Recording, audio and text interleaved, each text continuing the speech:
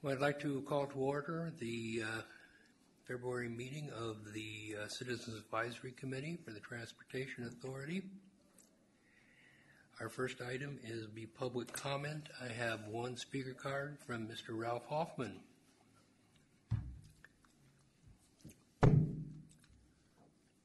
Good evening, Chair Smith and committee members. My name is Ralph Hoffman from Walnut Creek, and I'm here this evening as a senior advocate with the Contra Costa Senior Mobility Action Council to encourage you to create an at-large seat on the advisory committee for me to represent senior citizens. Peter Engel, for example, is a member of our committee. A little over 25 years ago, voters in Contra Costa chose to tax themselves to pay for transportation improvements. The Contra Costa Transportation Authority is the agency that invests those sales tax dollars, nearly $70 million a year, into local transportation improvements. The Citizens Advisory Committee, you all are charged with monitoring Transportation Authority activities and upholding a critical element of sales tax measure, the county's growth management program. In order for your senior citizens to receive its share of funding to maintain and improve local streets, we must complete our growth management checklist and submit it to you. The checklist must be approved by the Citizens Advisory Committee before it gets forwarded to the Transportation Authority Board and the funds are released to you. It's vitally important that you nominate a senior citizen to represent an at-large seat on this body to help ensure and advocate that your seniors receive the funding that they are due. Additionally, the Transportation Authority is also considering placing a new ballot measure before the voters this November, and this is an opportunity for senior citizens through your citizen representative to help shape the future of transportation in this county. Our voter turnout as senior citizens is the highest of any age group. I urge you to fill the at-large senior citizen seat, and as we are the fastest growing age group as well in this county, and I believe in the nation, because of baby boomers retiring. And thank you for your time this evening. Didn't we already have this person that resigned? Diane, what is the status? I thought we had a representative at one time, or was she representing something else?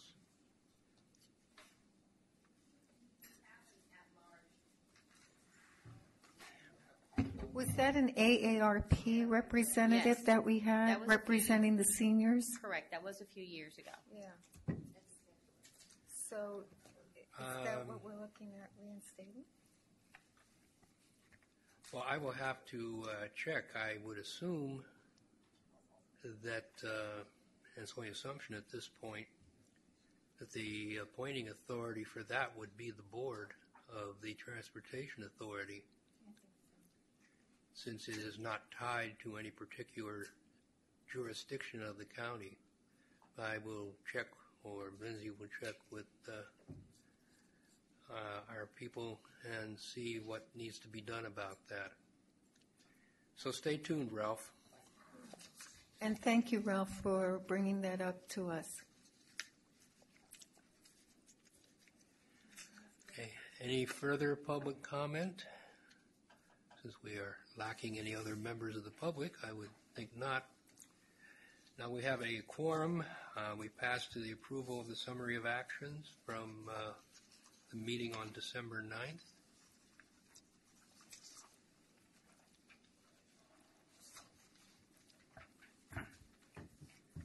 Does anybody see any corrections? Move to approve the summary as presented. Okay, motion by Second.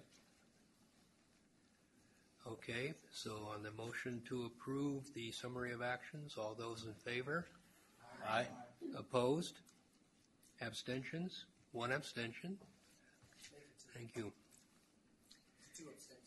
2 abstentions, all right, 2 abstentions.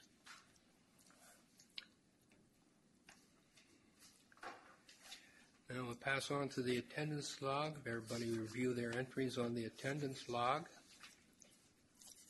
And let us know if there are any corrections that need to be done there.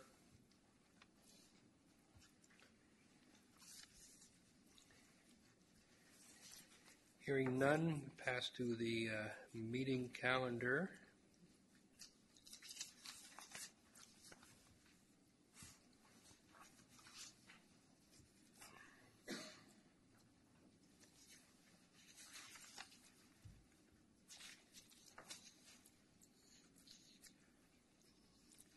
Might call attention to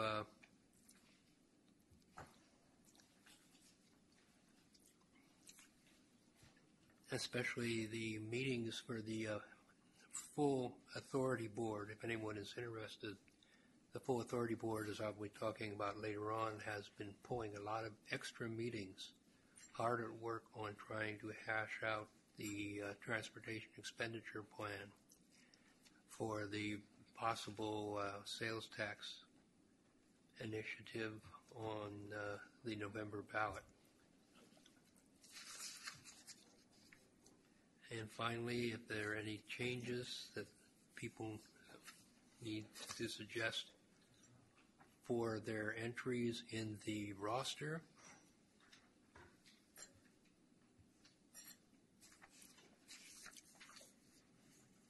hearing none, pass to the major discussion items. Item 2.1 is a discussion on local recruitment by Lindsay.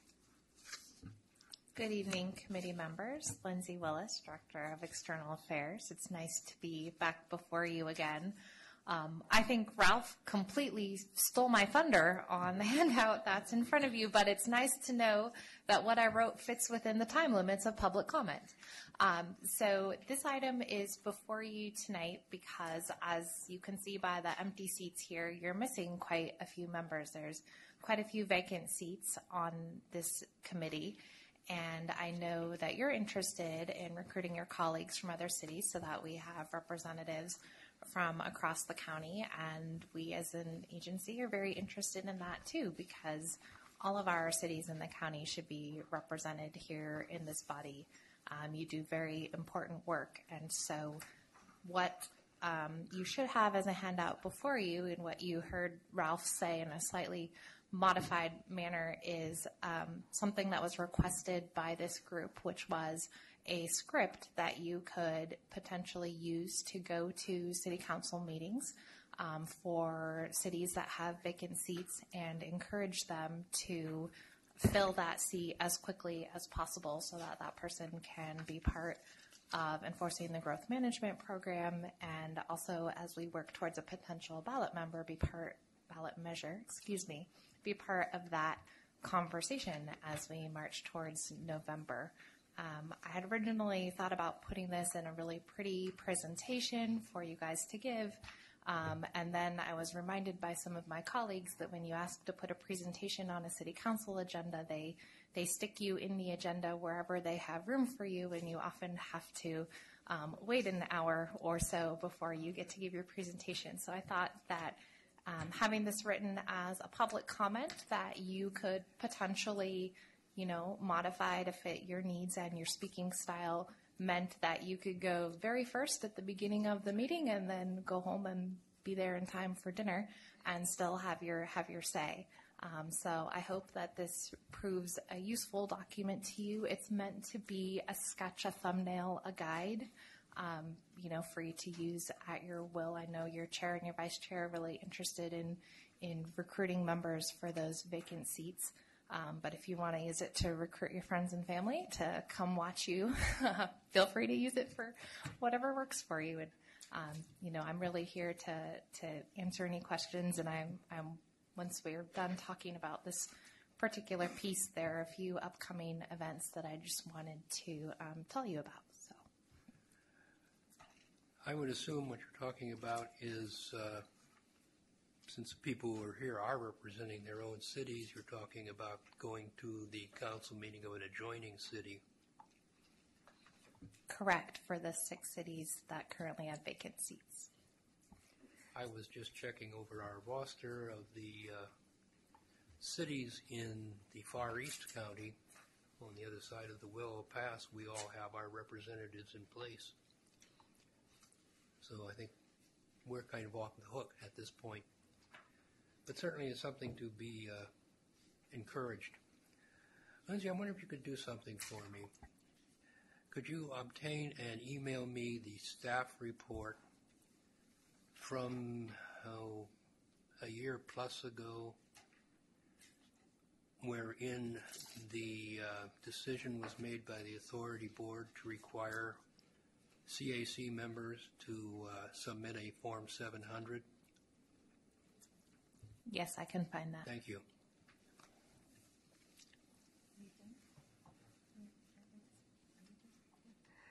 Lindsay, I'm really pleased that this is on the agenda. This has been something I think that you and I have spoken about several meetings ago, and to see this and have it script, I'm hoping that the committee members who are sitting here will look at that page where it shows the vacancies for Clayton, Concord, El Cerrito, Hercules, Richmond, and San Pablo. And I agree to be as a public comment, because otherwise some city council meetings, as most of us here know, can certainly take us till midnight, 1 o'clock in the morning, and then, oh yeah, they forgot, we're still on the agenda. Just a reminder to everyone, let Lindsay know if you want to appear before any of the city council. I'm certainly going to appear for some of them. I'll ask, unless there's a conflict, somebody here really wants to go, but I certainly do. And just a reminder that while we are rather flexible with people who come forward with public comment, most city councils are very strict with their 3-minute limit.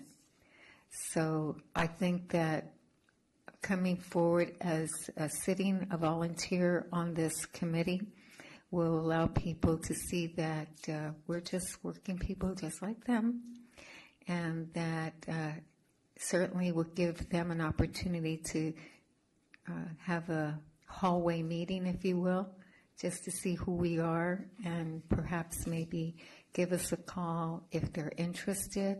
I hope that's okay with you, Lindsay.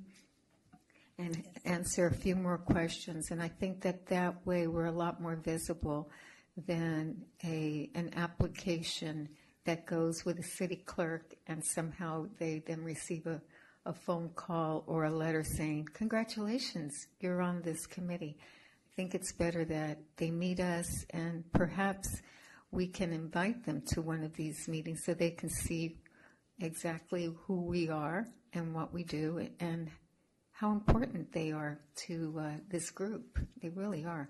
So again, thank you so much for doing this, and I would encourage my colleagues here to look at that, find out from Lindsay when a city council is meeting in a group in an area that you might be interested in, and we'll go forward from there and keep my fingers crossed.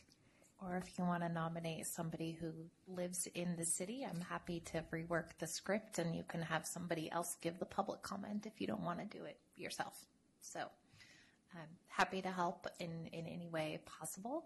And I also I'm going to steal a few more minutes before Matt gets up here to give his presentation to tell you just about some of the things we have happening in the first 6 months of this year, because it's going to be a very busy time for the authority. First up on Monday, for those of you who live in East County, you've probably seen them working fast and furious on building those connector ramps between Highway 4 and 160, and those are scheduled to open next week. So you'll be able to use them. We're happy to be opening that, and those have been constructed in a little less than 2 years. I was looking back at the groundbreaking date, so it's pretty amazing, and they're coming in under budget as well. So That's opening on the 29th? Scheduled for the 29th as of today. Yes, probably in the afternoon. 9 a.m. is when they're going to cut the ribbon, but that they still need some time to make sure it's ready to go before they open it up to traffic. So that's coming up. Go ahead. Is it possible for us to get a schedule of openings like that? Yes, generally the authority board packets have like a calendar in the back, so I'm sure we can email it out to this group so that you guys have it. I'm not sure if it's included in this one or not, but we can make sure that does get included in here in the future as well. For those of you who live in West County, don't feel left out because you may have seen those big gantry signs going up across 80 that have been there for a few months for the integrated corridor management, and Caltrans is working really hard to try to turn that on probably in May or June.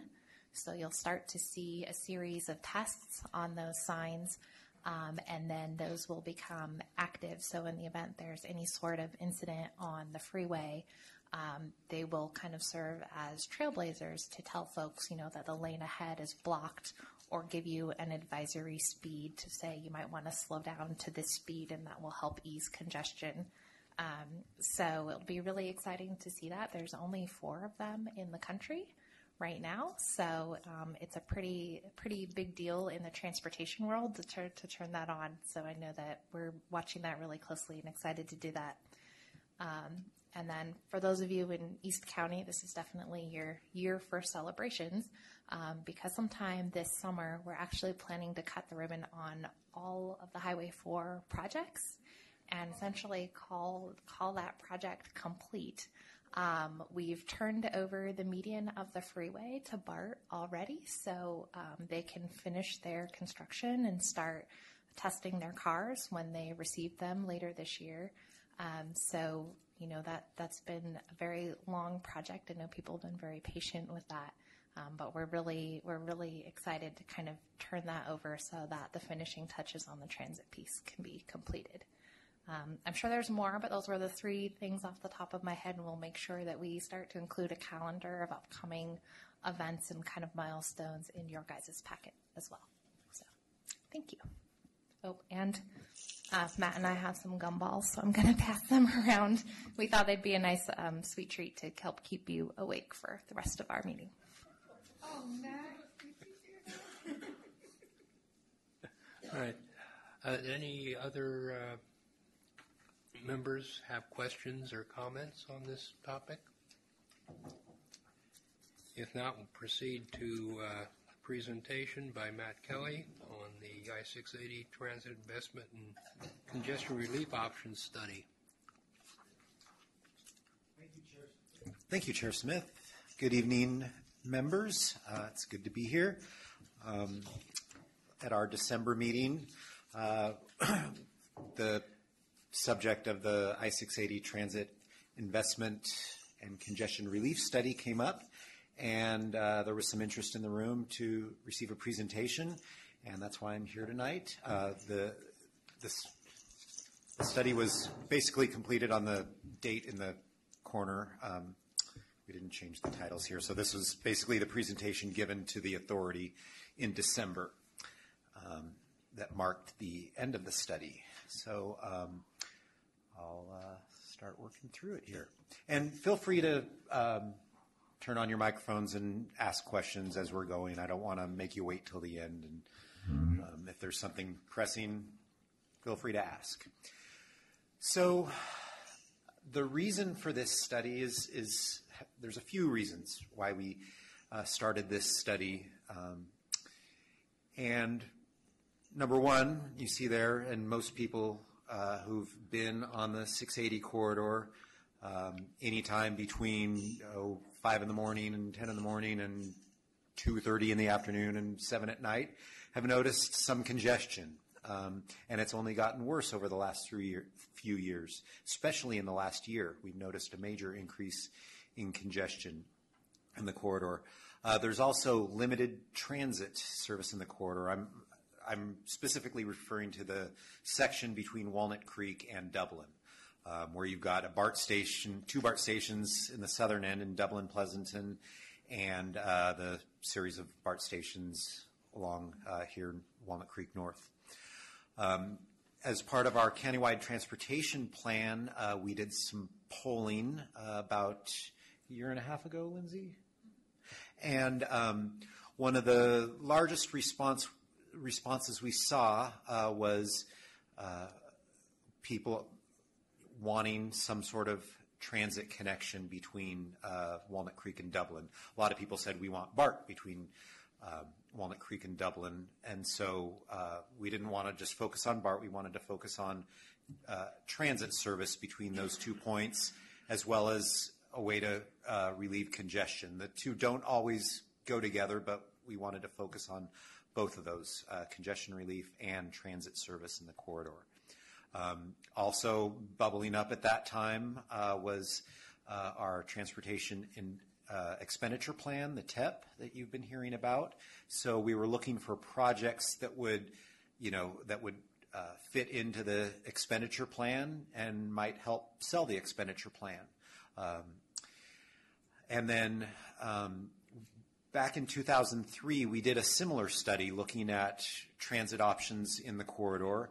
And so we decided now, 12, 13 years later, would be a good time to kind of brush the dust off that study and not repeat what was done in that study, but look at any new technologies that might have come online in between 2003 and 2015 when we started this study. So we also wanted to build off of projects and studies that had gone on in the intervening years. So there was the HOV lanes gap closure, which basically is a project we're working on to bridge the gap through the Highway 24 interchange where there are currently no HOV lanes. We've got them to the south, we've got them to the north, but nothing getting you through Walnut Creek and the 24 interchange. We have express lanes coming online. The HOV lanes to the south of 24 through the San Ramon Valley are being converted to express lanes, similar to what you just saw this past week on I-580 in the Livermore Valley. So that is going to start within about the next year. And then we'll be doing some express lane conversions on the northern part of 680. Measure J calls for express bus improvements in the corridor. There's an express bus study going on right now that is looking at how to get more buses through the corridor to serve the different destinations along 680. We've got the direct access ramp project that was part of Measure J that is looking to put in some HOV access ramps in the vicinity of Bishop Ranch in San Ramon. That would allow buses to, use the HOV or express lane and without moving over, 4 lanes over, be able to exit right at an overpass and access Bishop Ranch directly without kind of weaving through all the city streets. There is the CSMP acronym you see there is the Corridor System Management Plan that was done by Caltrans for 680, and that recommended a variety of projects for dealing with congestion in the corridor, and one of them was completing the auxiliary lanes along 680, where we just finished about 2 years ago putting in auxiliary lanes between about Bollinger Canyon and the Alamo area or Danville area. This would put in auxiliary lanes where there currently are none. And also the State Route 4 I-680 interchange project, which would fix and complete that interchange, which is pretty deficient today. Matt, while we're on that subject, Yeah. of course, I heard the bad news that is one of the projects that may be losing revenue thanks to the truly arcane and illogical method by which gas tax is determined in this state. Is there any action contemplated by CCTA or other county agencies to try to encourage the legislature to change the method by which, gas tax is determined and obtained? Well, this is something Lindsay and her legislative, calendar is definitely working on. I don't know if you want to speak to this, Lindsay, but yeah. Hi. So very quickly to that regard, yes, it's something that concerns a lot of the self-help counties, which raise their own revenue to match state and other sources. I don't know yet that there is a bill on the table individually to fix that. I know there are several funding packages. Senator Bell has one, Assemblymember Frazier has one, and the governor has one, and both of those kind of try to address the loss of revenue from gas tax in different ways. So we're watching those really closely to see if any of them start to get any traction. It's certainly something that's been talked about, kind of reversing the Board of Excise tax decision, which is tied to kind of that decreased funding, but there's no kind of clear path forward or the political will emerging yet to take that on. So, Though we have not given up on that project, we will still be seeking funding. Those dollars, the STIP dollars that you probably heard about that might be taken away, we will have a chance to go after those again in a few years. And the project is still a few years out, so we're confident we will still have some more opportunities to get some funding for that. But good question. So the first thing we did on this project, and I'll mention we developed a technical advisory committee and a policy advisory committee to oversee the study. The technical advisory committee was composed of city and local agency staff, usually planners and engineers from the cities along the corridor. The corridor basically runs from the Martinez Bridge down to State Route 84 in the Sinol area, but that's the study corridor. But the study itself focused on the segment of the corridor between Walnut Creek and Dublin.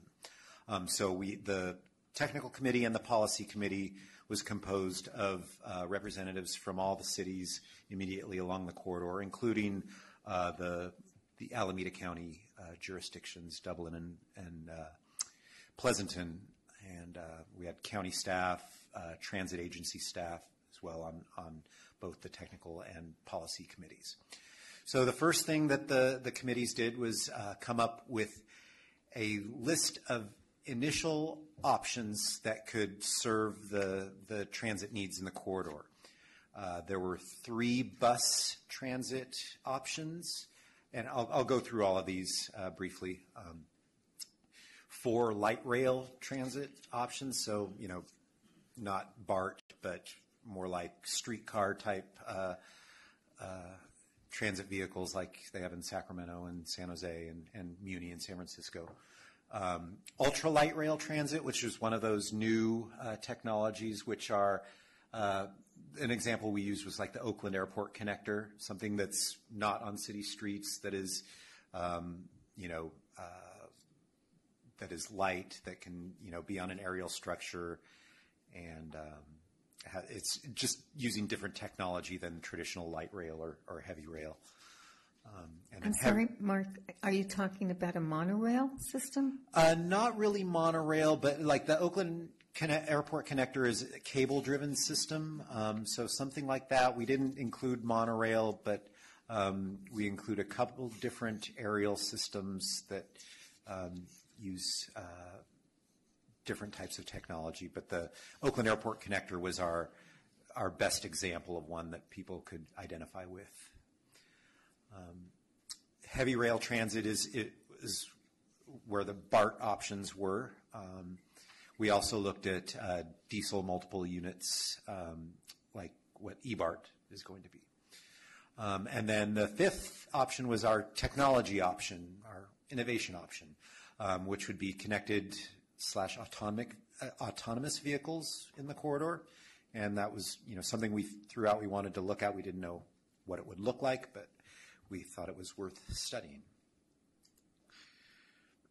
So starting with that, the two options we looked at would be a dedicated lane in the corridor that would be where the lane, the infrastructure of the freeway would communicate with the cars. The cars would communicate with the freeway, and presumably the cars would communicate with each other, so you could move more cars safely in one lane. We also looked at doing that to all of the lanes in the freeway. And so the exclusive lane would basically, you'd have to narrow the lanes and the shoulders to create a new lane. New lanes are always controversial, but we didn't want to take away from the HOV or express lane. And the new lane would only be created when there were enough vehicles that were equipped with the communication, to other vehicles and the infrastructure. That's something we would have had to look into further. I'll tell you why we stopped looking at that. I'll give you a sneak preview. The option that was chosen was to go with the full freeway. But you'd probably have to go at least 30%, something like that, to get enough cars to use the. 30 years down the road. It depends on who you ask, but yeah, it's a ways down the road. If you ask our executive director, he will tell you much quicker, but I'll bring him in to discuss that with you. So that basically sums up what would be in the exclusive lane. Full freeway would be, any lane on the freeway. The infrastructure would communicate with the cars and vice versa. There would be,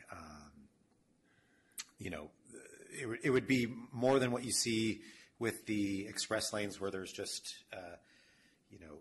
detection equipment above one lane. It would be over the full freeway, so it would be a pretty extensive program. But we think that's the way things are going in the future. So is that going to be connected to the rest of the world, or how's that going to flow with other freeways and other freeways and so forth? Yeah, it would start just on 680. 680 we see as kind of a innovation corridor where we can test out different technologies. So it would start there, and depending on how it worked, and as penetration grows, we think it could definitely spread. With the I-80 project Lindsay mentioned, freeways are starting to get smarter, whether or not they're communicating directly with the cars. Something we see that, what's happening on I-80 now, the freeway will be communicating to you via overhead signs. We see in the future that communication would come directly into your car. You wouldn't necessarily need those overhead gantries. It would pop up on your dashboard. Much like the Treat Boulevard and Ignacio Valley Road experiment with the cell phones. Remember the signals? It Yes. would tell you when you could come and go. Oh, right. Okay. Yes, something like that. It would. Extremely distracting. Yeah, that's something that the whole connected vehicles, you're going to have to get past the distraction, but hopefully the vehicle is also doing the driving, and then distractions are part of the game. You can be distracted. Yep, you can be shaving or doing whatever. So the infrastructure that's going today on 60, is that scalable for something like this? The express lane infrastructure, it's a start, and could be, express lanes would still be a part of a system like this, but the technology that's being used is definitely part of. There's fiber optic that's going through. Okay, that's Definitely, fiber would be the the core of something like this. So what they're doing today definitely lays the groundwork. I'm just one more thing. I was Sure. just curious. Why would you have to have roadway infrastructure? Why wouldn't the cars be able to just communicate with each other? They can communicate with each other. If there's incidents or lane closures, things like that, we'd want to communicate directly with the cars. A car could probably tell another car that something's going on up ahead, but we'd want a more centralized system. Okay, so that was the connected vehicle options. Now the bus options. So we looked at 3. One would be smart bus service. I'll get into each of these, but that would be kind of a new way to catch buses, basically how to find out a bus is coming, to request a bus, to, it would make buses much smarter and would allow the user much more flexibility in getting a ride. An express bus busway on 680, which would be kind of a bus exclusive lane in the median with direct access ramps like the one that's being planned for the San Ramon area. And then we also looked at something pretty new for the Bay Area, and that would be a busway on the shoulders. Currently, Caltrans does not allow buses on shoulders. It has done some tests on that in various locations, but they do have a policy about that. But we thought the shoulders might be a good place for the buses to run as they're close to the exits, because we can't expect that there will be direct access ramps at every spot where people will want to get off. So having the buses close to the shoulder or close to the exit eliminates a lot of weaving for buses, which can, wreak a little havoc with the traffic around it when a bus is trying to cross 4 lanes. Okay, so the smart bus would basically provide information to the potential rider, generally through a smartphone application. You could look at it, see where the buses are. You could potentially request a bus, let the bus know that, hey, I'm waiting at this bus stop. Buses might have flexible routes, so they wouldn't, serve a stop unless they knew someone was there. These are just concepts. I'm not saying this is exactly how it would work, but these are the concepts we looked at. So the smart bus option would establish new park and ride lots along the corridor that would provide shuttle service to BART stations outside the corridor, to major employers such as Bishop Ranch and Hacienda Business Park in Pleasanton. In the San Ramon Valley, they have a Measure J program for school bus service, where Measure J pays for. They also pay a local fee, but Measure J does fund that school bus program, and it's been found to take a whole lot of cars off the road, especially in the morning and afternoon commutes. So we would seek to fund that further. It would also pay for maintenance facilities, for storage of the vehicles, and there's already a lot of private employer shuttles in the corridor, the Genentech buses, the Google buses. So we would definitely be coordinating with those services and providing, more places for them to stop and transfer and so forth. I have a question. Yeah. You had mentioned earlier that there was a significant interest in connecting the Walnut Creek BART station to the Dublin Pleasanton station through that I-680 corridor. So I love bus service, you know that. So I'm thinking, are the option, or is there an option there that you're going to be running that on a regular basis, as you would if in fact you would build a BART extension, which is prohibitive?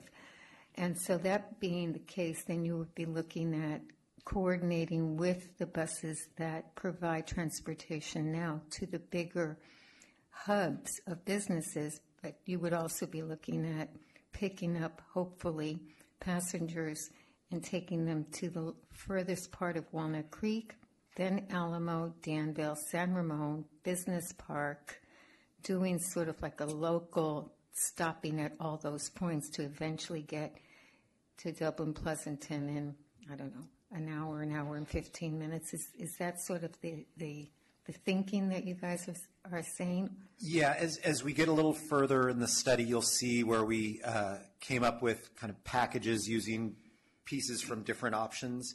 And definitely the bus option, the vision was to not just have a commute service, but to have all-day service through the corridor, frequent service, and kind of a combination of shuttles that get people from their neighborhoods to nodes, whether they be BART stations or business parks, and also to get people through the corridor that are coming from the north or the south that just need to get through or that need to get to Bishop Ranch, for instance. Right. Okay. Thank you. Because I'm thinking, as a commuter, I'm not interested in taking a bus that comes once every 3 hours. I'm interested in taking a bus. Oh, darn it, I missed it. I'll have to wait 15 minutes for the next one. I'm good. Yeah.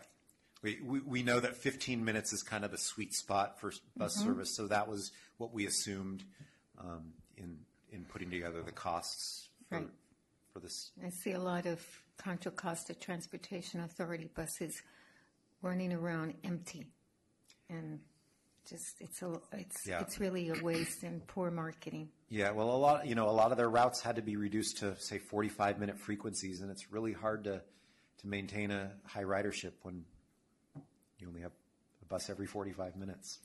Hey, Matt, maybe you're going to cover this, but from a passenger on BART who's coming into Dublin and wants to get to Walnut Creek, how do they pay? Will their BART ticket work on the bus as a reader so that, they don't have to have multiple different, right? Yeah, well, now County Connection is part of the Clipper card. Okay, so Clipper would... So that is taken... So far, that's taken care of. Whether there would be other transit providers or, all as part of this mix, we don't know for sure yet. But one thing we would make sure that is done is that there's one way of paying. Whether you're paying different providers, there would be one method of paying. Or maybe an Apple Pay type of... I hope it gets there. Yeah. As a writer, I'm tired of cards. So. Okay, so on to the light rail. So basically this would closely parallel the corridor. We looked at 4 routes. One is catenary on parallel route. Catenary is the overhead electrical lines like Muni uses. So one option would be on a parallel route. The only real parallel route is Danville Boulevard, South Main, San Ramon Valley Boulevard, and then one in the median, catenary technology. And then there's also a new type of light rail vehicle that has internal batteries that kind of charge as they go or charge at certain spots along the route. And so we have a parallel option and one in the median. And then there's ultralight rail, and here's the picture of the Oakland Airport connector on top, crossing over 880. It's a fun ride if you haven't done it yet. And then the UltraPod is the picture below. That's what a lot of there's one that's been around for about 30 years in West Virginia at West Virginia University. And it takes people from kind of the downtown to the different parts of campus. It's these small pods that hold, 6, 8, 10 people, and they use them at airports. I think there's one at Heathrow. It's just kind of a more a smaller scale version of a transit system. And then on to heavy rail. So everyone wanted BART down the corridor. So, we knew it was going to be expensive. We looked at that back in 2003. In 2003, we were told by the local jurisdictions that you cannot use the Iron Horse Trail as a route for any sort of rail transit. So we kept that in mind. However, our first option, the BART Tunneled Underground, would be under the Iron Horse Trail. There would be no surface impacts except at a few places where you'd have to build air vents. So another option would be BART parallel to 680, BART in the median, and then the DMUs that I mentioned, like the eBART trains parallel to 680 and DMU in the median. We had a list of evaluation criteria. I'm not going to go through each one, but basically these look at some pretty common criteria that transit planners look at when planning new routes or new lines. And if you want me to focus on any one of those, I can. And then we put together a matrix with I forget what these Harvey balls from Consumer Reports to kind of gauge whether it's a more positive or less positive impact. So there's the big matrix. I'm not going to go through each one, but each option that I just went through was rated. We also have cost in there, but I'll get into more details as we go through. But basically, based on that matrix, we were able to screen out some of the options, and we decided to come up with, or to narrow it down to one option for each technology. So the Technical Advisory Committee and the Policy Committee narrowed it down to these, the following 5. One is new. So expanded bus transit, and I'll get into each of these. Automated guideway transit, which was the Oakland Airport Connector type vehicle in the median, not on the parallel route. BART Tunneled Underground, which, like I mentioned, would use the Iron Horse Trail underground. And then a connected vehicle, autonomous vehicle support in all lanes on 680. And then we added an active traffic management, which is kind of similar to the Interstate 80 integrated corridor management, where you'd kind of have a smart highway that would assist drivers and transit vehicles by providing information, and that would be coupled with, or that could be coupled with any of the options. Matt, quick question. On the BART option, would this be a line that would strictly run between Walnut Creek and Dublin Pleasanton, or would this be a line that would, if people got on board heading, say, northbound toward Walnut Creek, would that train then continue into the city, or would people then have to change trains, so to speak, in Walnut Creek onto a westbound train towards San Francisco? We did look at that, and I think that's represented in the costs that I'm about to go through. Basically, we did look at south of Walnut Creek having some sort of tunnel or something that would tie it in with the line between Walnut Creek and Lafayette. So the train would be able to go north and then west. But that option was very expensive. And so most of the options looked at a train that would tie into Walnut Creek but would probably just go north-south. So this is a look at the cost for each option. You can see that the enhanced bus service and the connected vehicle services are the best deals in terms of price, with BART being the expensive elephant in the room. I don't think this does include that cost, because we had a cost of BART that went as high as $12 billion, and I think that included tie-ins at both the north and south end. And most people, both of the committees, when they looked at that, whether they wanted BART or not, they kind of had to see that as, the cost is very prohibitive. And the other rail options, the elevated tram and somewhere in between. So we put together annual maintenance costs, gave the funding feasibility a kind of a thumbs up or thumbs down, and a phasing ability, whether you were able to, build parts of it and grow it as time went on. So the recommended investment package that came out of all of this work was an I-680 Enhanced Transit and Innovative Transportation Systems Management option, which basically coupled together a lot of the different bus options and the enhanced highway option that was added, kind of at the end there. So I'll now kind of discuss what is part of this option.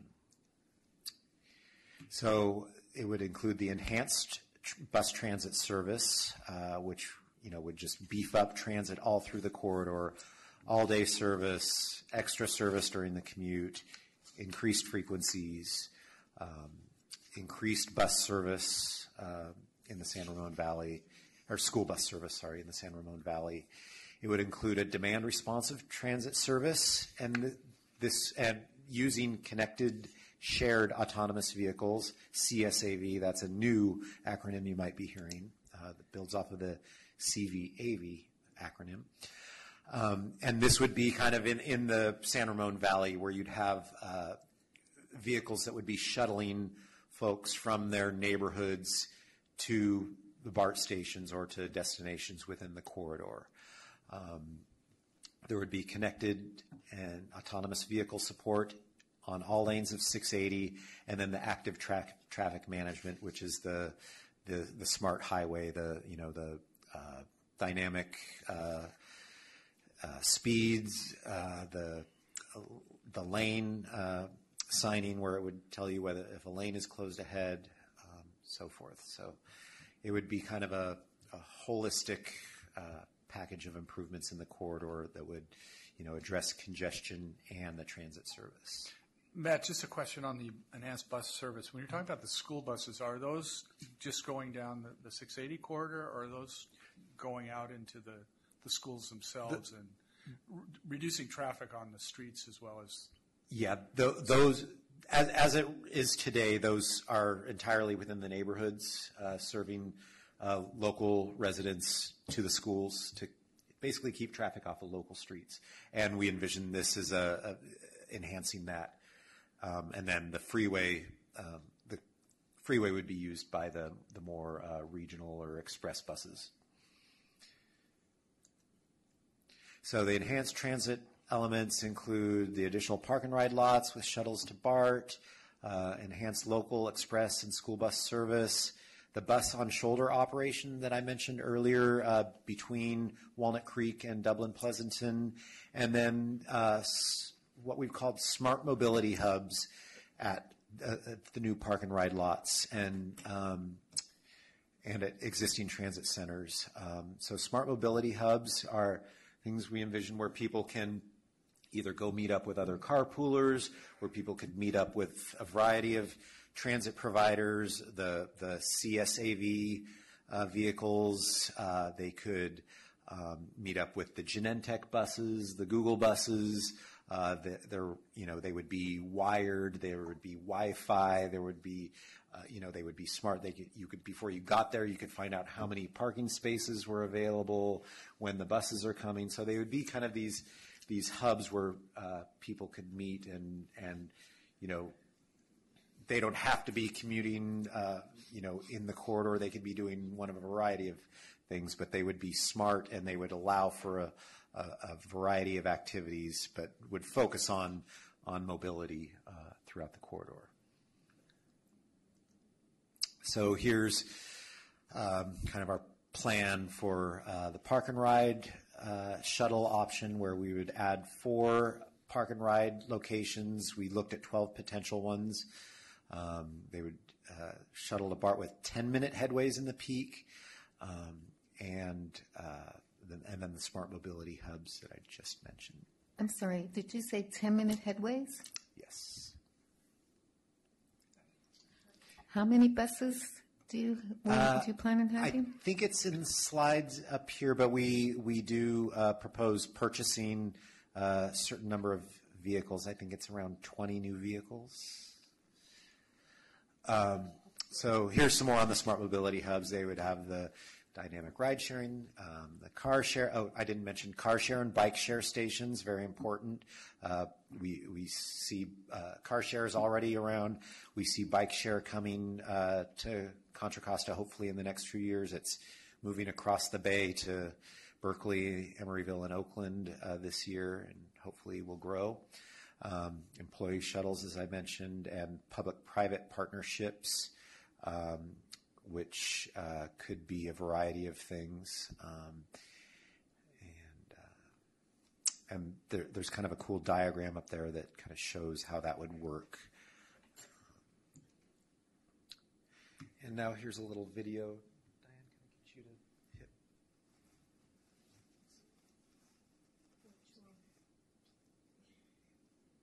So this is from the Raleigh-Durham area in North Carolina, where they do allow bus shoulder operations. You even got a soundtrack, so you can bob your head to it. And this basically shows you how it would work. Once everybody's gotten on the bus with their smart card, cruises along. When it can, it would use the right lane, but when it encounters congestion, it would move over and start using the shoulder, as you see right there. And then when it doesn't want to use an exit, it just continues right on past. Exactly. We'll get to that when it happens. We'll deal with that later. You know, it would put a lot of onus on the bus driver, you know, but there are some of the best drivers out there, and we think if anybody could handle it, they could.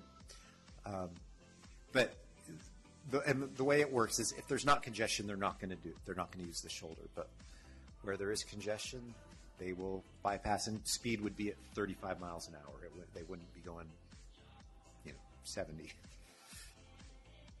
So we see it as a really good way to move people down the corridor. And, just like BART, when you see, a vehicle full of people whizzing past you, it's good advertising. That's how BART sells itself in the 24 corridor, I think, anyway. I'm sorry. Oh, yeah, I mean...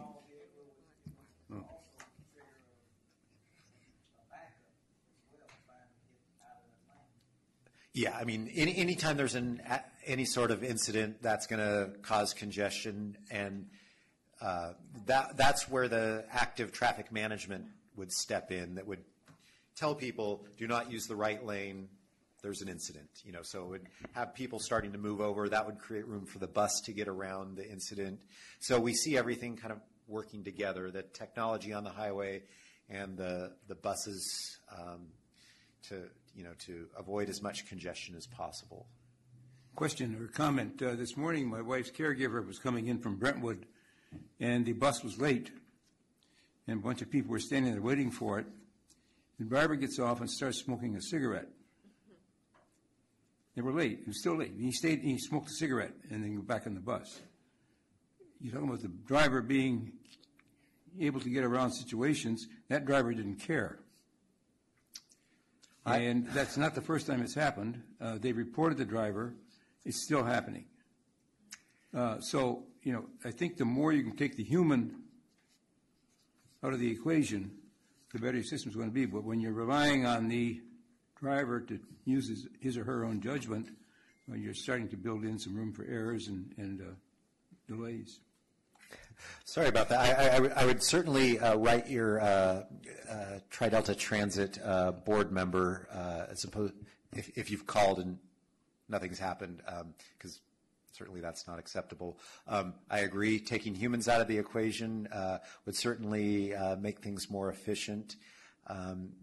And we do have the self-driving autonomous vehicles or transit vehicles that we would be testing in the corridor, and if there's ever a time where we can run those down the freeway, by all means, we will be pursuing that. But until we get there, we have to stick with those darn humans. And just so you know, and I think we mentioned this last time, we are starting to test these automated transit vehicles. We will be testing them at our Gomentum station at the Naval Weapons Station in Concord, as well as within Bishop Ranch. They are going to be testing vehicles there as well. Right now, they can't use public streets, but they can cruise around the campus. Is that a result of the DMV requirement for having a licensed driver in the autonomous vehicle? I think it actually requires that the vehicles have a steering wheel and a brake. Am I correct? And an operator. So yes. And Lindsay's working on that one as well. Actually, I believe there's just been a bill introduced, I think, in the legislature to eliminate that requirement or make that elimination of that requirement an option. You can thank Lindsay for that one. We're the sponsor of that bill. So, so just a thought about that. I would assume that it would not necessarily be a driver, but an attendant to take over in case of an emergency. And that's always the knee-jerk reaction. For the particular piece of legislation we sponsored, it would allow the Easy Mile shuttles that Randy spoke to you about the last time he was here we would test them in Gomentum Station, and then this particular piece of legislation asks if we can, within the confines of the 585 acres of Bishop Ranch, allow them to cross a public street, kind of similar to a golf cart. So they wouldn't necessarily, we're not asking for them to be cruising around neighborhoods anytime soon. We're asking for kind of a very defined, specific pilot program. They're low-speed vehicles. We haven't designed the testing plan yet to know whether a human will be on board at all times, but they do have like an emergency stop button, and they're not designed to go very quickly that you couldn't hop off if you felt like you needed to.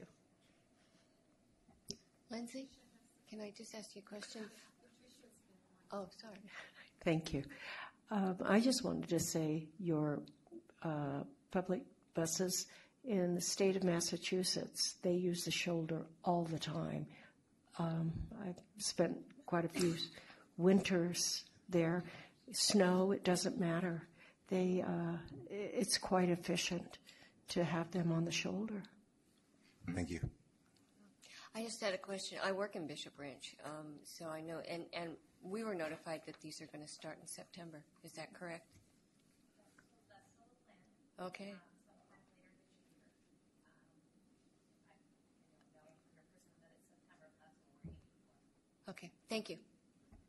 Matt, at some point, you said this study there's several studies that started back in 2003 on the same topic. And at some point, would you let us know, how those studies emerged into what we're looking at today? How did they add on? Rather than, hopefully, it wasn't a new study and then a new study and then a new study. I'll talk about that right now because I probably should have discussed that at the beginning.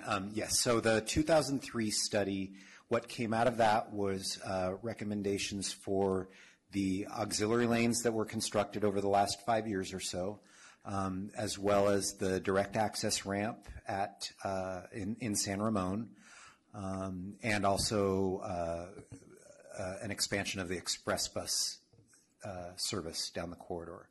So those projects did come out of that 2003 study. So we definitely wanted to build off of that. So, and that was done before Measure J, so it was those projects were able to be a part of Measure J. And that was the goal this time around, to come up with a project for a potential new Measure J. Okay, so the slide up in front of you now is kind of showing where the bus on shoulder or auxiliary lanes would be in play. So it goes from Main Street in Walnut Creek down to Stone Ridge in Pleasanton, And the blue would be using the existing auxiliary lane. The green would be in those proposed auxiliary lanes. And orange is actual bus on shoulder. So you can see we'd be using it in select portions of the corridor where appropriate. And we think that because it's been used successfully elsewhere, that why not California? And there are other transit providers in the state that are interested in this as well. So we think if legislation needs to be changed, it won't just be us wanting it. It'll be kind of a coalition of transit providers. Specifically, what was Caltrans' gripe about not using the shoulder? I know one of them is that the shoulders aren't strong enough, structurally strong enough in all places, so they would need to be beefed up. I think they have operational concerns, weaving, when like where you saw the bus on the shoulder and a car merging in, what happens there? Well, you have weaving issues all the time. But that's not their jurisdiction, is it? Traffic control? Theirs is more just structural. Oh no, they deal with all operations on the freeway. Yeah. So and now that they aren't so much in the business of building freeways, they're really getting into the business of operating freeways. So you're really looking at a learning curve too for the drivers. All of a sudden, there's a bus on the shoulder. Where did that come from? And why are you there? Almost like learning what the rules are for motorcycles. Sure, it would be a huge amount of public education, and all of this new technology. Same thing. If you've got autonomous vehicles out there, you're really going to have to educate the consumer, and we're about to start doing that for I-80 because, all these new signs, ramp meters, new things that people have never seen before, and you really have to educate them. Well, overhead signing initially to say bus only or no auto, something like that, would be a step, and then you could remove those signs once the education process is completed, and that might be a good start.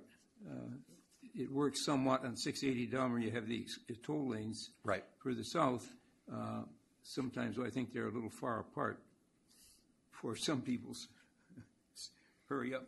Right, and the system would probably put in more signs, and they're going to use the signs on I-80 as initially to educate the driver before actually turning them on and functioning, as part of the operations. They'll be used as kind of education materials. And I can think of one other problem with the bus on the shoulder, and as we see every day, there are tons of pieces of cars,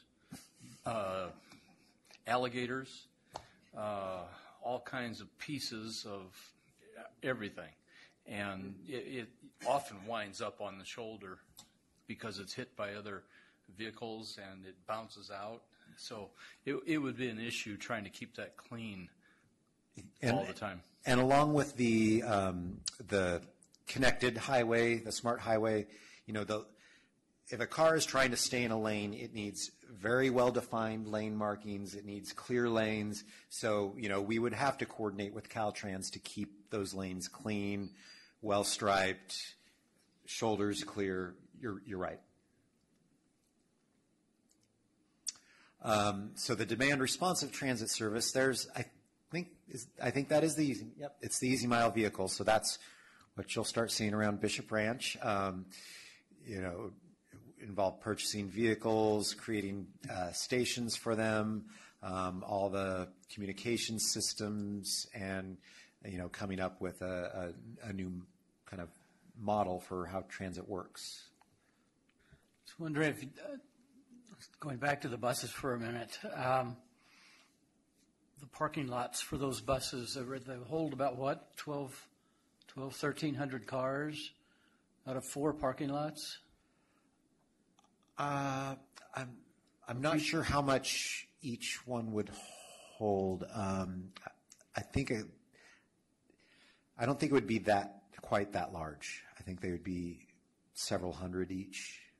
Okay, and then the cost to do that and the cost to to buy the land and everything else, how much time do you think you're buying? Or how many cars are those cars actually being taken off the road?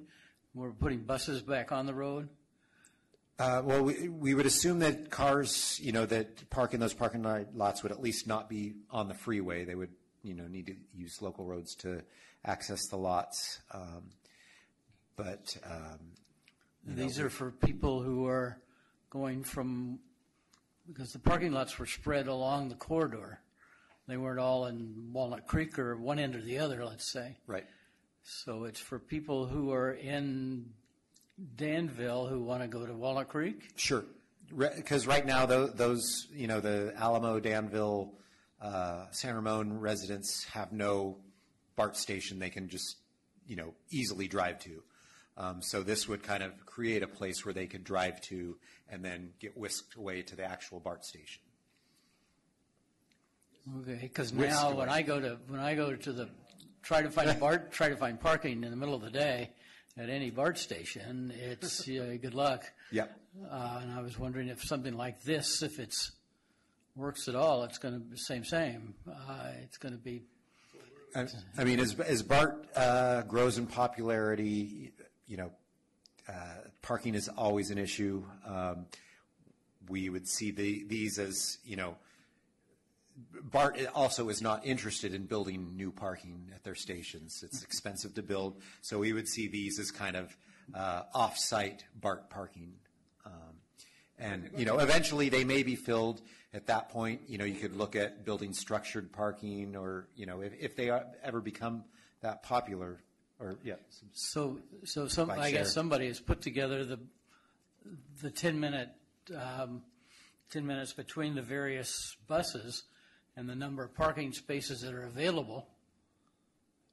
Right, and we would expect that not everybody would drive to these stations. They would be, close to, residents could walk to them, they could bike to them, they could take another transit vehicle to them. So, park and kiss and ride. Exactly. If most of the stations are full already, how is it alleviating a problem if people are parking in those spots already? So it wouldn't create additional opportunities, just a better way for the people that are parking now? Well, right now, we hear the complaint we just heard from the representative from Pleasant Hill that right now, they get to the BART station and it's full. So we expect that the BART station lots are always going to be full. So this would create new capacity. And a lot of the people in the corridor tell us, they drive to the BART station. If they find out there's no parking, they just get right back on the freeway. So these are trips that we could hopefully capture off the freeway, and they wouldn't be impacting the BART station parking or the freeway. No, I'm one of those people. I know that if you're trying to catch Bay Point in the morning, if you don't get there by a certain time, forget about it. So you immediately drive to the next station, only to find out that station is full as well. So I asked that because there's a big requirement for additional parking, and I'm wondering, how that would be done. I'm listening to the presentation, and certainly it's addressing a lot of different issues. Right. But on that one, I'm not clear on that. Yeah, I mean, like I said, BART is not going to be, I can't say for sure, but will most likely not be building any new parking facilities at their BART stations. So having an off-site place for the people to park does add capacity. It's new parking, it's just not at the station. And these park and ride facilities, as I mentioned, they would be smart. So you could get on your phone before you leave the house and see, there's only 10 spots left at my closest station. I'd better get there quick, or, there's no spots there, but there are at the one back the other way, so I'll go to that one. So it's definitely a good idea. It's just some kinks that Yeah. need to be worked out. Definitely. But I'm sitting here listening to you, and I'm also thinking that if we're using off-site parking lots, and there's not going to be any new parking built. This opportunity in some of the areas for folks who operate parking lots to maybe take some kind of advantage, have some kind of working relationship with the authority. Oh, sure. I mean, right now, our parking garage for this building offers unused space to BART riders. And only one or two charging stations. That leads to a question: are you going to allow to install charging stations for EVs? Definitely. Matt, I have a question. Yeah. We currently have park and rides on 680 in Danville, San Ramon. You're proposing adding additional ones? Yeah. That's what The main park and ride at Sycamore Valley has just under 300 spots, I believe, and it's full every day. Yes. And the one down in San Ramon off of Bollinger is full every day, too. Yes. Mark? You know, those dots are probably representative and not specific locations, but they did actually identify sites that could be developed that, you know, we haven't talked to the landowners or anything yet because we don't have funding for this, but, you know, certainly that would, once this is funded, we would start talking to landowners and, but we would want them to be some close to the freeway and that they're, you know, it's an appropriate land use, you know, that it's not in the middle of a residential neighborhood, but we also want it to be accessible to people, you know, in the neighborhoods. So are you looking for these buses? Will their point of origin would be Walnut Creek BART, where the bus would begin, and then south, and then they would end their ride, at the West Dublin BART station? Is that what you're looking at, from BART to BART? There would be buses doing the BART to BART. And then there would be a whole separate set of buses doing the shuttle runs from the park and ride lots to the BART station, from the neighborhoods to the park and ride lots. So it would be a whole kind of hierarchy of buses serving the different needs of the corridor. Matt? Yeah. I'm right here. Is this a model that you are looking for us out in Oakley, Brentwood, Byron, Discovery Bay? I was just going to mention, when the representative from Antioch mentioned the lots out there being full, you know, we do have eBART coming online, but we've also been working with Tri-Delta and Transit, and they are interested in building a transit center at downtown Oakley. Well, no, there's the one that would be on the State Route 4 at McCallumney Crossing. Yeah, McCallumney. Sorry, that's Brentwood. McCallumney. Yeah, it's where the aqueduct crosses. And it's the next possible BART station, but it might start out in right. a few years. Excuse me, what was that? Sorry. Where was that? It is about between a quarter and a half mile south of Sand Creek Boulevard. Sand Creek? Yes. It's actually between Lone Tree and Sand Creek. South of Lone Tree, north of Sand Creek. Right. Oh, okay. And it's been identified as the next station location if eBART were extended towards Brentwood. Oh, okay. But in the meantime, it would serve as a transit center where buses would collect riders. There would be parking. It would collect riders and get them to the operating BART stations. There's also, I'm not sure how far they are in the planning of it, but the intent is to build an Amtrak transit hub in downtown Oakley. So right. It would start as a park and ride lot. And, and someday maybe be a part of the San Joaquin corridor service. Speaking of the San Joaquin service, Matt, how are we doing on State Route 239? Well, State Route 239 is, we've completed the PSR, the project study report with Caltrans, which Caltrans uses to identify resources for the next phase, for the environmental phase. So they know what type of staff resources they need to get the environmental document done, the environmental impact report.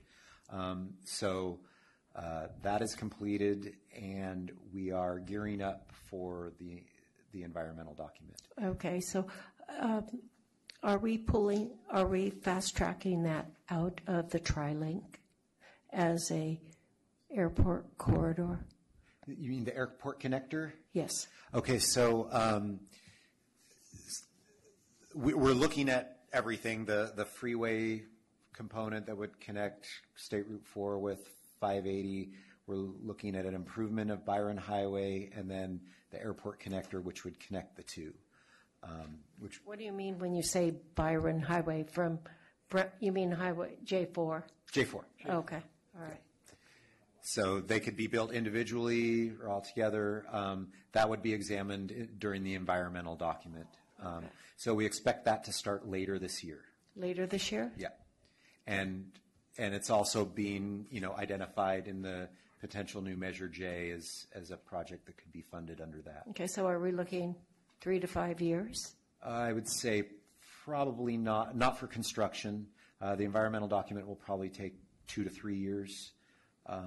If any construction were to happen, the airport connector would probably be prioritized first because the county is very interested in that. Okay. And it has a smaller price tag.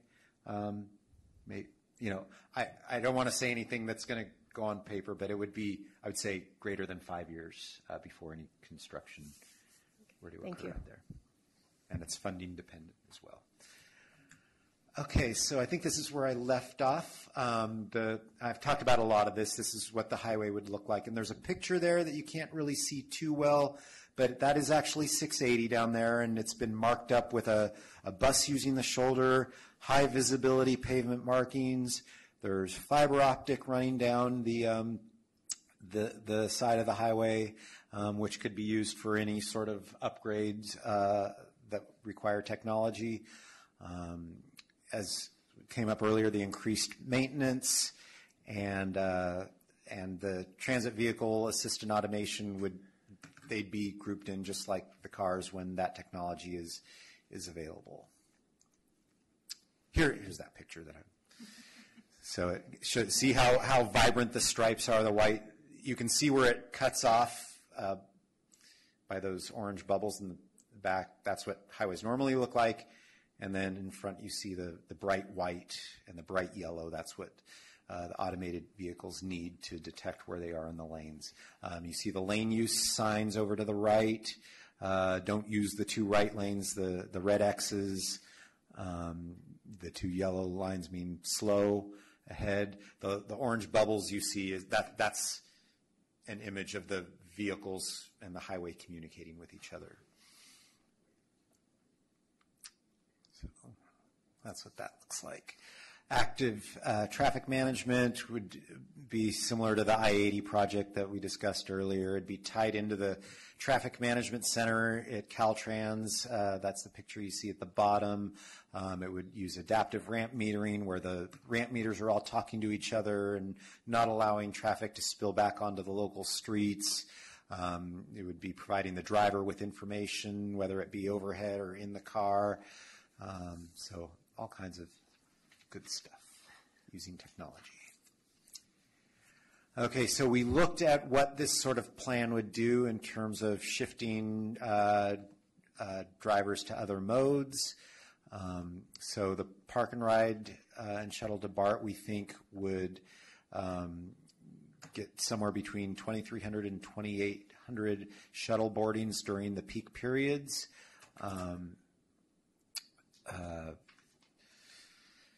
So 75% would be the traditional commute that, where people park at the park and ride and go from there. 25% would be people using the corridor for a reverse commute and access by other modes. The Traffics is the school bus service that we've talked about. It currently serves between 1,600 and 1,800 students a day, and we feel like we could double that with an increased service. And so when you factor all that in, you can start computing driving times. So the mode is off to the left. If you're using one of those modes, before is the current existing travel time. After would be the travel time with the improvements, and then over to the right is the change or the decrease in travel time with a percentage. So you can see that transit probably gets the biggest benefit, but also single occupant SOV is single occupant vehicles. They get a pretty good benefit between 7 and 20% depending on where you're going. So there's benefits here for everybody, not just transit riders, but those using the HOV and express lanes and those using the general purpose lanes driving by themselves. So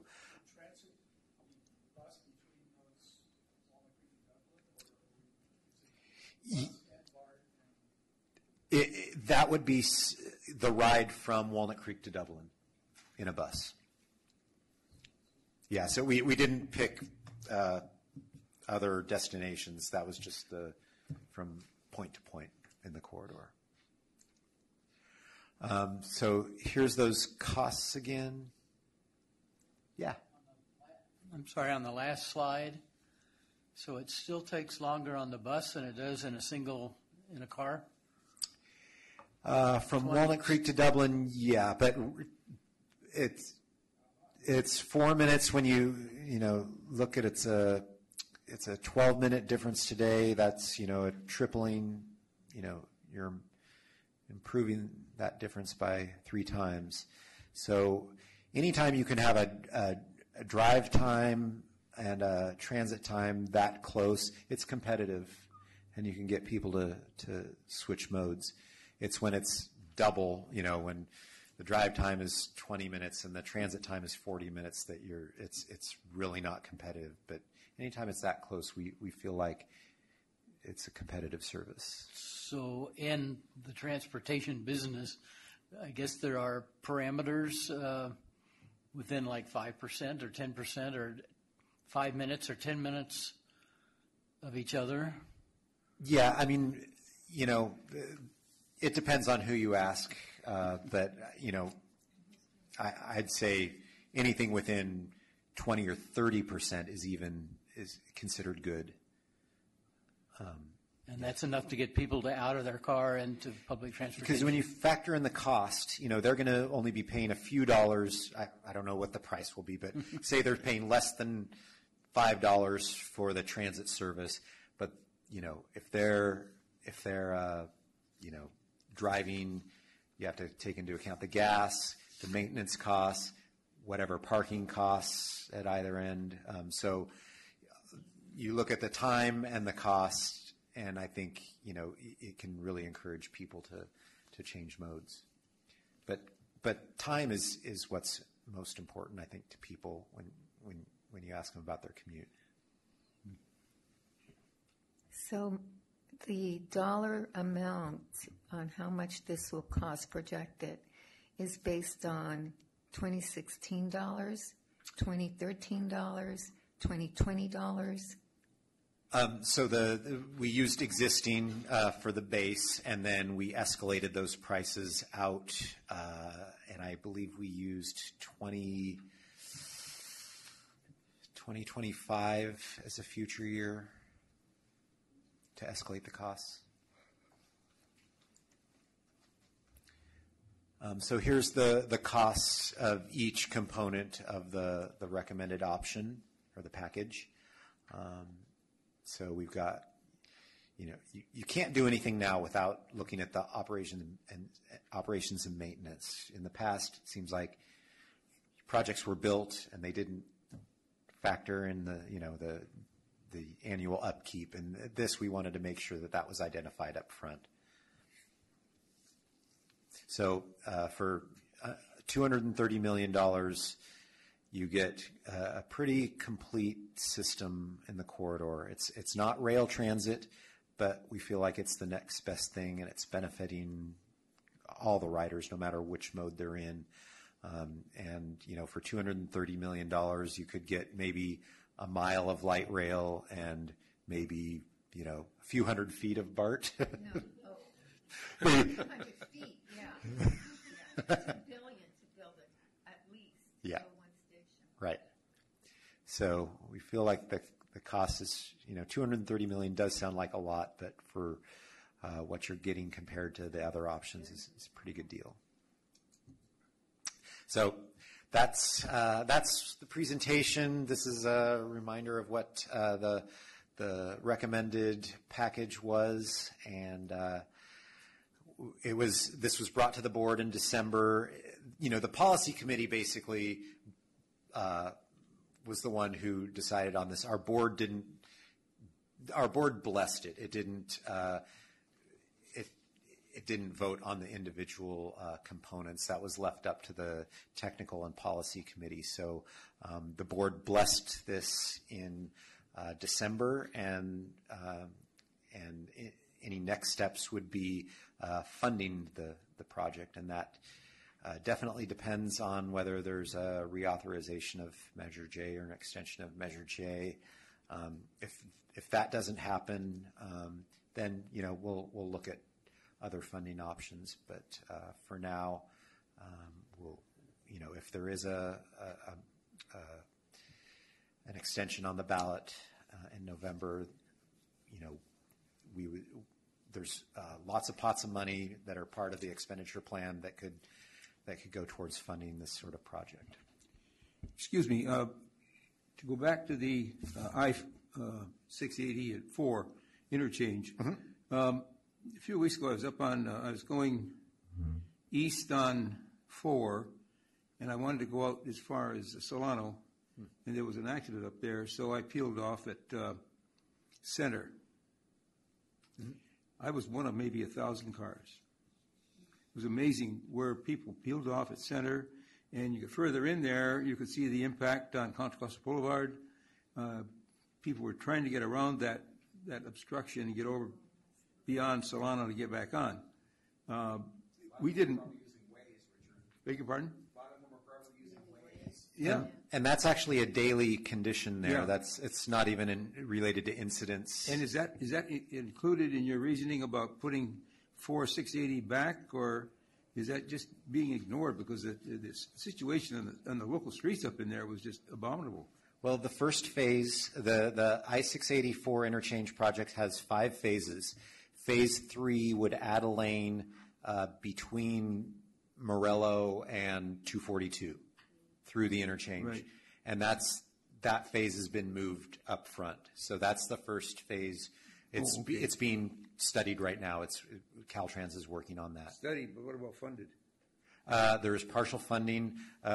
The issue that was mentioned earlier with the gas tax and the loss of STIP dollars, right, was some money from that was going to fund that project. So we may not have that money. We don't have it today. We may get it in a few years. But yes, we're definitely seeking funding to do that first phase. But we're getting the studies done now, so when the funding is available, we can be shovel ready.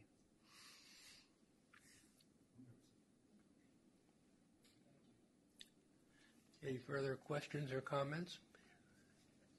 I'm sorry, I just have one. As part of the whole study, was there any thought given to the amount of the, I don't know how to say it, the cost for people to switch, where the points are, where the cost, it makes sense to switch out from a car, which you're driving and you're very comfortable in, and you can listen to whatever you want to listen to or whatever, or you can talk on the phone, God knows, versus taking public transportation with the good and the bad that goes with that, and having to, if I'm in Walnut Creek and I want to go to Bishop Ranch, I've got to change at least once to get to Bishop Ranch. I can't take the same bus, probably. But the cost to me is not going to be that much difference. It's got to be enough to make me want to get out of my car. And I don't know if 7 minutes is enough. The way it's kind of a complicated way to determine that, and we Anecdotally, we get what you're saying, and we all go through those same decision-making processes. We do have to use a computer, a travel demand forecasting model to determine kind of how people will shift modes, and it takes into account time and cost. So those are the main things we look at, and the model, it tries to get people where they want to go as cheaply and as fast as possible. And, when the freeway fills up, it starts moving them to other modes. When, if there's an express lane and the cost is going up, it starts moving them to other routes or other modes. So, we can't tap into the human brain when we're doing this, but we've tuned the model so it does a pretty good job of predicting what people will do. We validate it to real world conditions and then let it do its thing, and it does a pretty good job of approximating the number of people. It doesn't say who will do it, but it can kind of approximate the number of people, so we have an idea of how many people will shift modes. We can't say Fred and Clayton is going to shift modes, but we know that people in this general area, going to this general area will probably be taking transit if they're going to San Francisco, things like that. So it's just interesting because we live in a very high-priced area, and it costs a lot to live here. It costs a lot to drive a nice car and all of that. It costs a lot to buy a pair of shoes in downtown Walnut Creek, for that matter. And I just wonder what it takes to get somebody out of their car. How much frustration that's equal in dollars. I'm sure there's some studies that have been done on that, some elasticity models and so forth that demonstrate that. For this effort, we went with kind of our old stand by the model, but there is definitely something to that. So the estimate is that we're going to be looking at approximately 2,800 riders initially, 2,800, 3,000, depending on when this begins. Yes, and hopefully by that time, BART will have been able to upgrade its infrastructure so that it can handle all those, run more trains and handle all those new riders. And that was, we had a BART director, Gail Murray, on our policy committee, so she was very concerned about those types of issues. Because today, BART can't, it doesn't have the parking to take a lot of new riders, but it also it can't run trains as often as it would need to take on a whole lot of new riders. But it is working on it. Great presentation. Thank you. Thank you for having me. I understand that we have a public comment for this. Regarding that point where we talked about attracting drivers to ride the bus, I don't contact Marilyn Monroe, no bus stop, main bus stop, bus stop. Walnut Creek and South Connection has been using a creek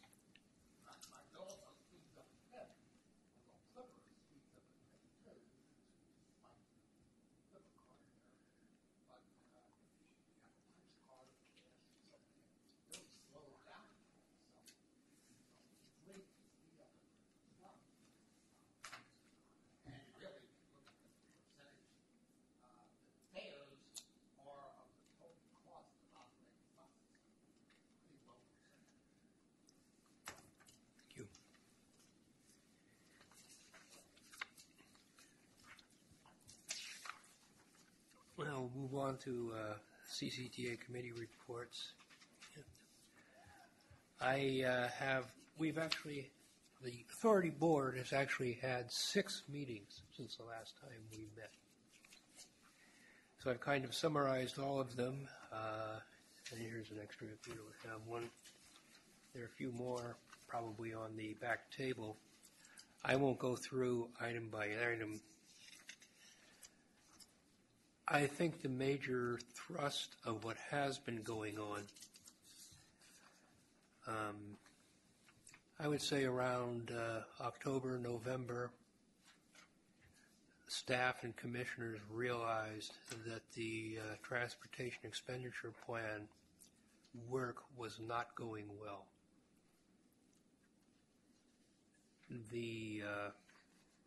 What was being asked for by various constituencies was just more than the plan could possibly meet. And the use of one big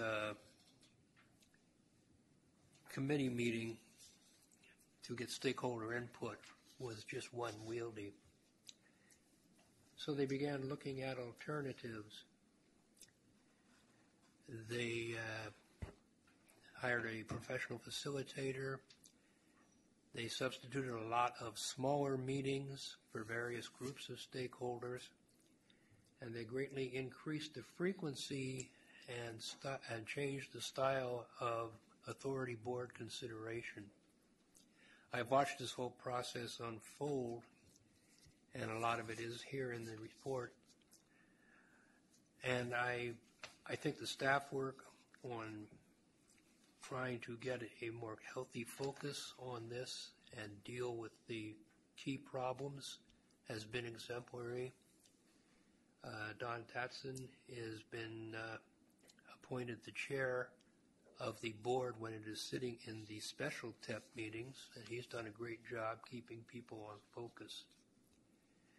So they've gone through several hot-button issues, and I think in many cases the seeds of possible compromise are beginning to appear. That's just my personal opinion watching this process. This will be ongoing through at least March. I think the chance of a plan that everybody support being produced has increased.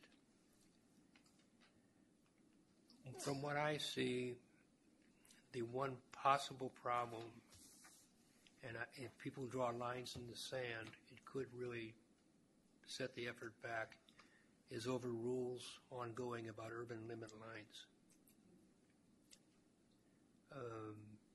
The environmental community has taken a very strong stand that policymakers are not inclined to go along with.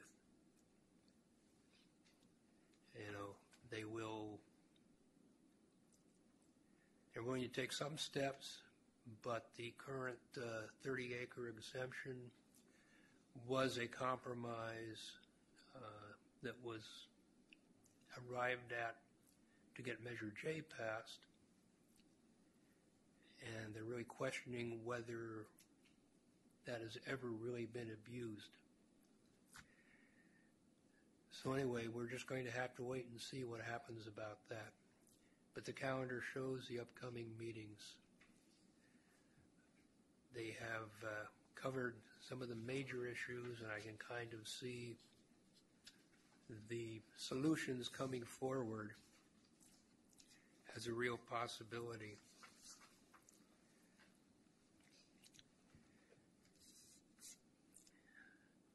So I also try to cover, the highlights of the consent calendar. Big one for us out in Brentwood is that probably within the next 60 days, the Balfour Road interchange will be going out to bid. So, and as already been mentioned, we're coming pretty close now to a closure on the entire Highway 4 upgrade, all the way out to 160. Well, it'll actually be full bore freeway from Concord Pleasant Hill all the way into Brentwood at Sand Creek, and then in a couple of years, that freeway will extend past Balfour Road. So if there are any questions I can help with, I'm certainly here.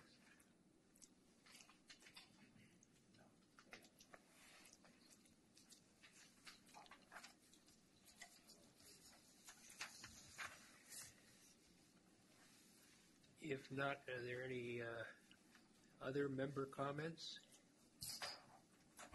I have a handout which outlines the Transit Authority's project in Honolulu. I thought it would be of interest, and we're looking at the corridor, the I-680 corridor, and Honolulu actually is ranked the 4th largest congested area in the United States. It's unbelievable. I can't believe it.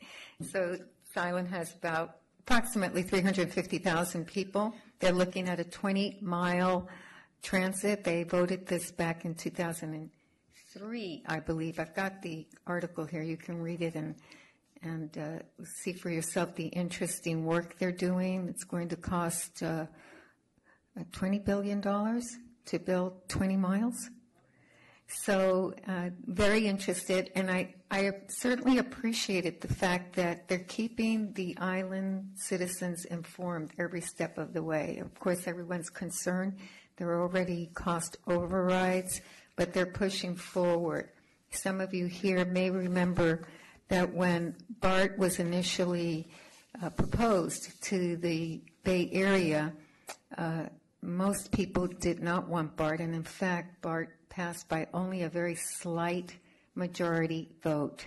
That if in fact if it had been a 2/3 majority, it never would have happened.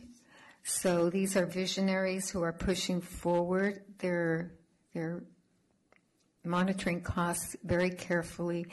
I think you'll find the article interesting, given the fact that we had the presentation by Nat, and I saw some similarities to it. So that's my presentation. Thank you. No other comments? We'll pass to consideration of future agenda items. Based on what we've been talking about, I have a couple of possibilities. One is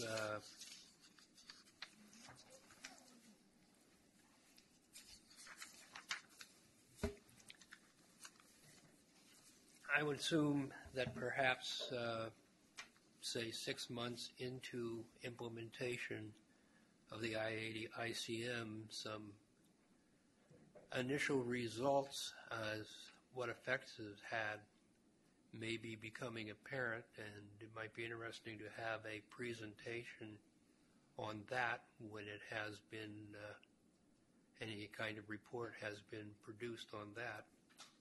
Certainly, if it's going to be the model for what will be happening in Central and East County, there's a great deal of interest.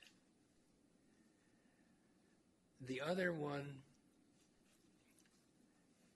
there are a lot of changes in the use of fast track, and I don't know whether, I have no idea what might be possible in the future. There's a whole transition process probably going on, at least for, I would think, a significant subset of fast track users to go to the switch transponders. So if there's anything of interest, not only what's going on right now, but possible future projects that will involve fast track as a fare collection, parking toll collection, infrastructure, that might also be an interesting presentation. Are there any other suggestions by the group? I would propose that Don Tatson come to the group and speak to the group as far as where the Transportation Authority is moving forward. He's been on that commission for many, many years, and he's filled with history, knowledge, understanding, and vision. And I think that we would all learn from him and he would probably provide us with some interesting facts.